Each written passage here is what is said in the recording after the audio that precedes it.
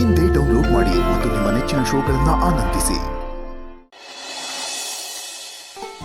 Madappa uncle ಮನೆಗೆ ಹೋಗಿ ಬೇಗ ಅತ್ತೆ ಮಾತಾಡ್ಸ್ಕೊಂಡು ಬಂದ್ಬಿಡ್ಬೇಕು. ರತ್ನ, ರಮ್ಯಾ. ಹಾ ರತ್ನ, ರಮ್ಯಾ, ನಂಗೊಂದು ಸ್ವಲ್ಪ ಹೊರಗಡೆ ಕೆಲಸ ಇದೆ, ಹೋಗಿ ಬರ್ತೀನಿ ಆಯ್ತಾ? ಮನೆ ಕಡೆ ಹುಷಾರು. ಅದಕ್ಕೆ ಒಂದು ನಿಮಿಷ, ನಾನು ನಿಮ್ಮ ಹತ್ರ ಮಾತಾಡಬೇಕು.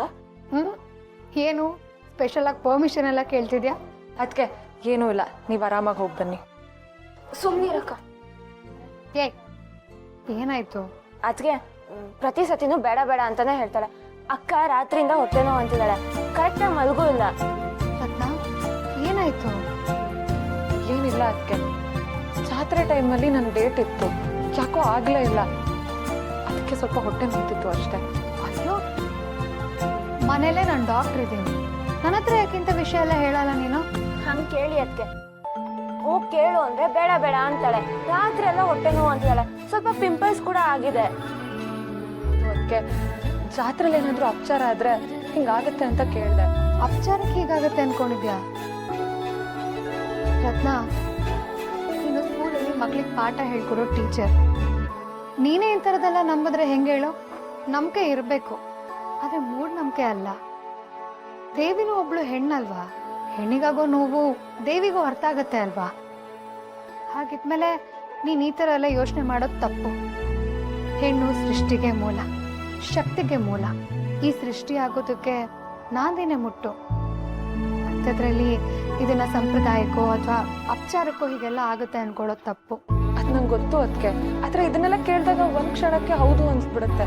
ಪೀರಿಯಡ್ಸ್ ಡಿಲೇ ಆಗೋದಕ್ಕೆ ಸುಮಾರು ಕಾರಣಗಳಿರುತ್ತೆ. ನಿದ್ದೆ ಇಲ್ಲದೇನೋ, ಸ್ಟ್ರೆಸ್ಸಿಂದನೋ, ಫುಡ್ ಹ್ಯಾಬಿಟ್ಸಿಂದನೋ, ಅಥವಾ ಲೈಫ್ ಸ್ಟೈಲಿಂದನೋ ಸುಮಾರು ಕಾರಣಗಳಿರುತ್ತೆ. ಅದಕ್ಕೂ ದೇವರಿಗೂ ಯಾವ ಸಂಬಂಧನೂ ಇಲ್ಲ. ಇದೊಂದ್ಸಲ ಅಲ್ಲ ಅದಕ್ಕೆ, ಪ್ರತಿ ಸಲಿನೂ ಇದೆ.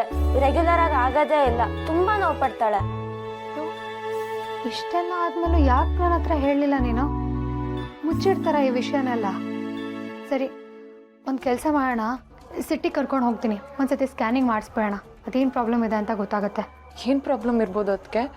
ಟೆನ್ಷನ್ ಆಗಬೇಡ ರತ್ನ, ಪ್ರಾಬ್ಲಮ್ ಅಂತೆಲ್ಲ ಏನೂ ಇಲ್ಲ, ಬಟ್ PCOD PCOS ಅಂತೆಲ್ಲ ಇರುತ್ತೆ, ಅದಕ್ಕೆಲ್ಲ ಟ್ರೀಟ್ಮೆಂಟ್ ಇದೆ. ಆದರೂ ನಾವು ಸ್ಕ್ಯಾನಿಂಗ್ ಮಾಡಿಸ್ಬಿಟ್ರೆ ಬೆಟರ್ ಅಲ್ವಾ? ಏನಾಗಿದೆ ಎಕ್ಸಾಕ್ಟ್ಲಿ ಅಂತ ಗೊತ್ತಾಗುತ್ತೆ. ಹಂಗಂದ್ರೆ ಚೋಟು, ನಿಂಗೆ ಸ್ಕೂಲಲ್ಲಿ ಇದೆಲ್ಲ ಹೇಳ್ಕೊಟ್ಟಿಲ್ವಾ? ಅಯ್ಯೋ ಅದಕ್ಕೆ, ಇಲ್ಲೆಲ್ಲ ಹೇಳ್ಕೊಡೋದನ್ನ ಹೇಳ್ಕೊಟ್ರೆ ಸಾಕು. ಎಕ್ಸ್ಟ್ರಾ ಏನೇ ಹೇಳ್ಕೊಡೋಕೆ ಹೋದರೂ ಸ್ಟೂಡೆಂಟ್ಸಿಂದ ಹಿಡಿದು ಟೀಚರ್ಸ್ವರೆಗೂ ಎಲ್ರಿಗೂ ಮುಜುಗರ ಆಗುತ್ತೆ. ಅದು ಅಲ್ಲದೆ ಹಳ್ಳಿಲಿ ಇದ್ರ ಬಗ್ಗೆ ಎಲ್ಲಿ ಓಪನ್ ಅಪ್ ಆಗಿದ್ದೀವಿ ಹೇಳು ನಾವು? ಹಾಗಾದರೆ ಅದಕ್ಕಿಂತ ಇದೇ ಸೀರಿಯಸ್ ಇಶ್ಯೂ.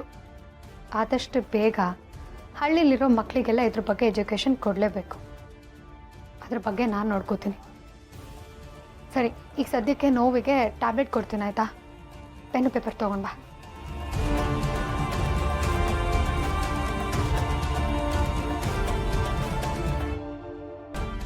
ಈ ಟ್ಯಾಬ್ಲೆಟ್ ತಗೋ ಆಯಿತಾ?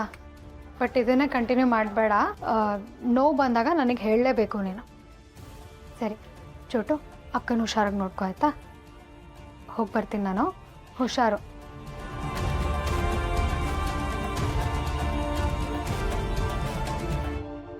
ನಮ್ಮ ಮನೆ ದೀಪ ಅಣ್ಣಯ್ಯ, ನಮ್ಮೊಡಲ ಜೀವ.